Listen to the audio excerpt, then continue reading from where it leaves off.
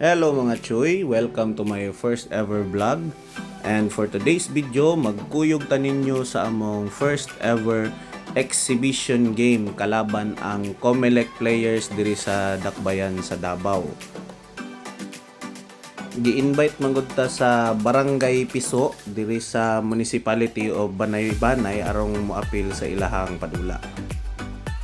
Sa mga wala nakabalo, gibuo dain ako ang Lion Selection basketball team kay hilig man ta og basketball, bahalag ang basketball dili hilig sa atoa.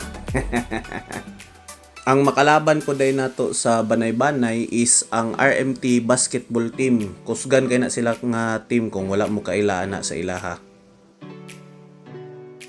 O ganian na hinay-hinay nag-abot ang mga manulaay para sa ato ang exhibition game.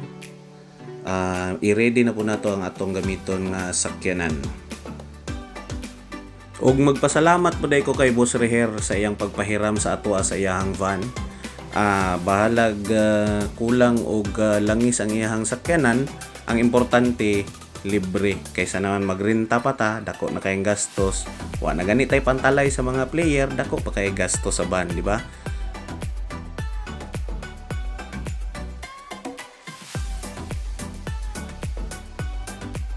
Karon final waiting na ta sa mga player nga wala pa niabot nga kanang taga diri ra sa duol sa amoa kay para sunduon na nato tong mga naa sa layo pero along the way lang nato sila agian. Og karong nakumpleto na hinay-hinay na tag-abante kay para dili kay takalas og oras sa atohang biyahe kay medyo layo-layo jud siya.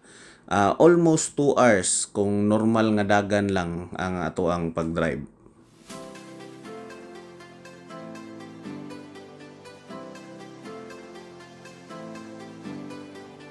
Og ani ana di hinay-hinayan na natog sundo ning mga pwede na to agian along the way para dire-diretso ang biyahe og dili hassle sa ubang mga players nato. Mo flex pa ning isa ron. Mura jog. By the way guys, kani day nga line up akong gigamit sa Lion Selection karon is naami mga gipang hire nga tagalaing teams kay dili man tanan players nato is available para ani nga dula god mao nang nanghiram lang sa tag player sa ubang mga teams diri sa Davao.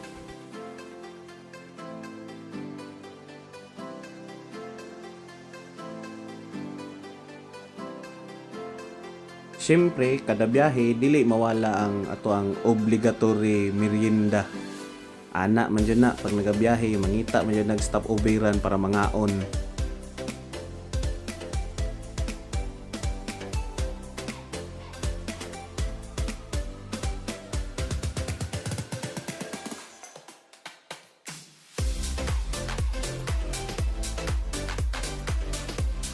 Og approximately 40 to 45 minutes niabot na jud ta diri sa boundary sa Davao Oriental. Diri sa Davao Oriental Welcome Park kung tawagin.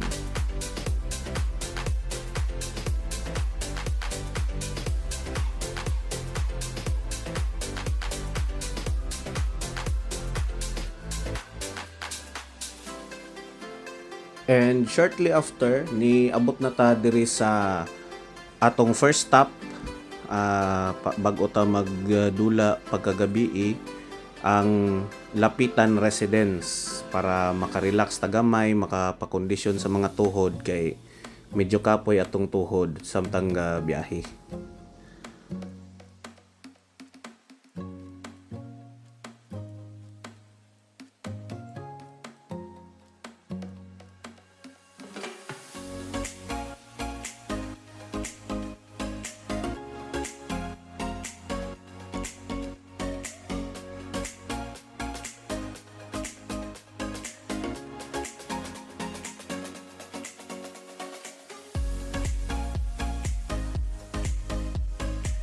Salamat po day kay Barangay Captain Lapitan sa iyang pag-invite sa tuwa sa iyang balay.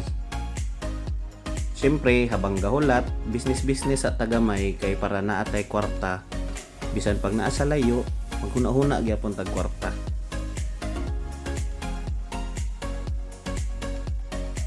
Unya karong medyo naka-relax na ta. Nagsabot nami nga mangadto nami didto sa kung asa ang event.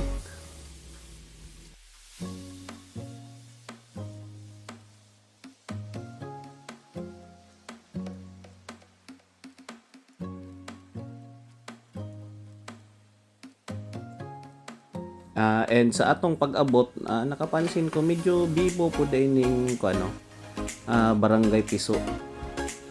Pag-abot namo naana ang first game. Mo ni sila ang first game. 40 up division na sila. Exhibition game lang gihapon, pero mga manoy sa syempre elders first.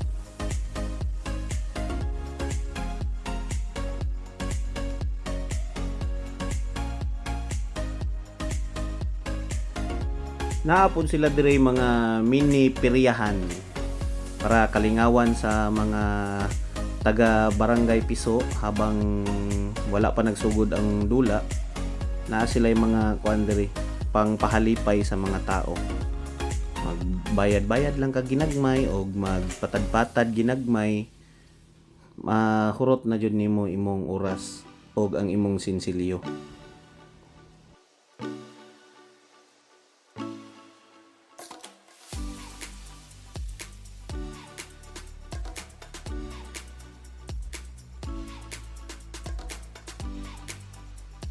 So habang naga-warm up ang mga yuyo, ang mga player kay nag-apil-apil usa diri sa kuan sa paligid o bula sa pingpong. Kay murag lingaw man daw tan-awon ay ha pa nila.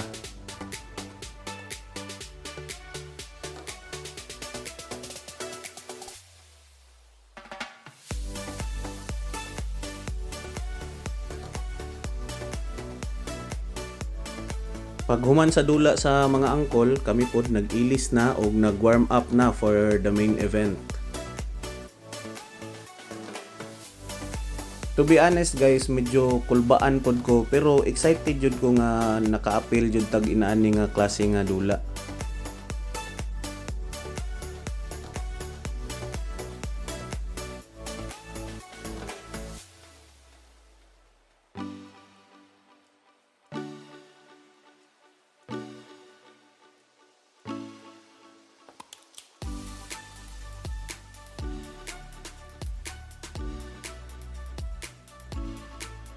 Diri pa lang daan guys, kita nyo na, boom, di ba? Why shooting?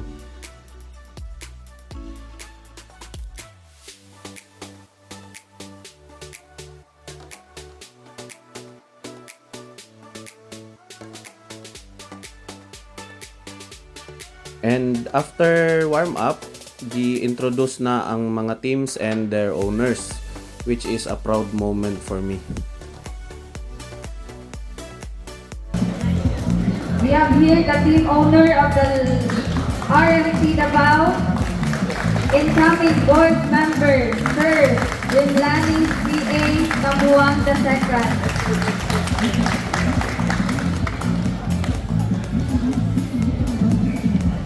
The team owner of Lion Selection, Mr. Leonardo. And then a little show of sportsmanship from both owners. Og gisugda na jud nato ang jump ball. So makita ninyo pagkahuman sa jump ball, giiskuran din mi nila, inana sila kagahi. Pero sa kabila ng lahat, wala pod nagpatinag ang team. Kumbate jud sila. Sukol jud kung sukol.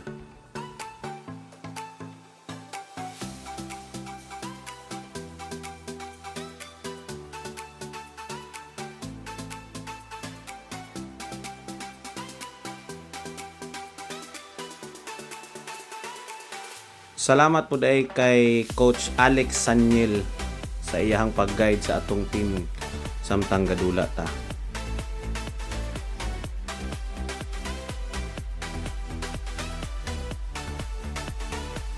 Pero sadly, after a hard-fought battle, we came up short 5 points.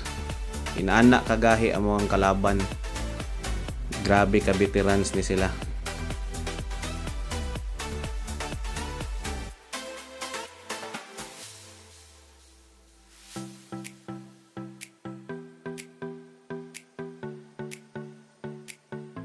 Pero bisan pagpildi ta, we did not come home empty-handed.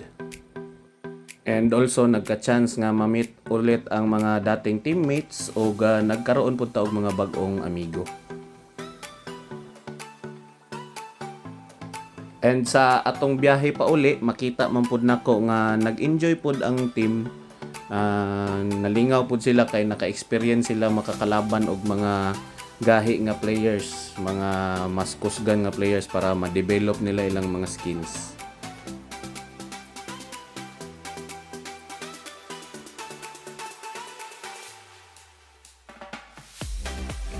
Og syempre sa atong pag-uli, dili na pod maiwasan ang obligatory merienda.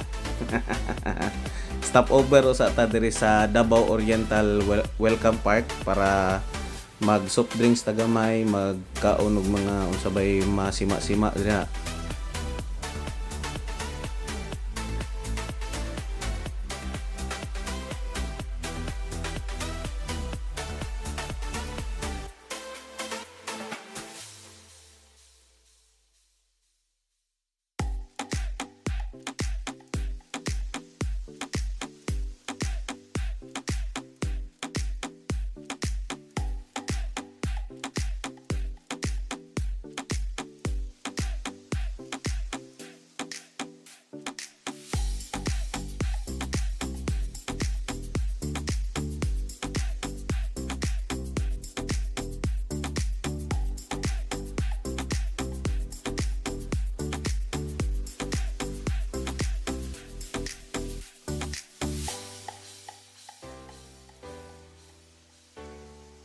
Along the way sa atong pagbiyahe pa uli, naay nadisgrasya diri. Unahan lang gamay sa may Davao Oriental Welcome Park. Mao nang mag-amping jud ta guys sa ato ang mga pagbiyahe. Labaw naglagyo nya ngit-ngit na ang dalan. Tan-awa ninyo, gihabala niya ang island.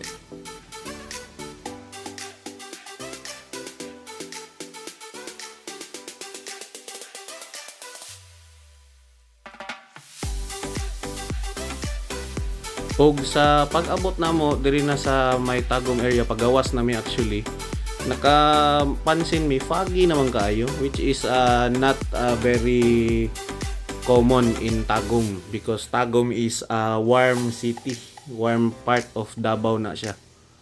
Mao nang kuan. By the way guys, sa kuan diri nga part sa biyahe, ako na day ang nag-drive kay gikapoy na ang among designated driver tura tulog.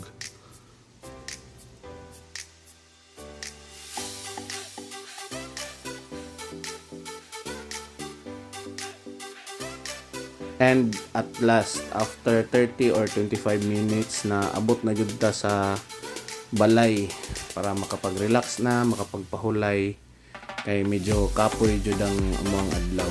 And salamat day sa inyong pag-uban sa amoa, sa amoang pagbiyahe, sa amoang adventure sa Banay-Banay. Unta makabalik pa mi ug unta ma-invite pa mi sa uban pang mga inato nga dula. And also subscribe to my channel guys para makasugod-sugod ta og monetize ani atong content. Salamat kayo. Thanks for watching.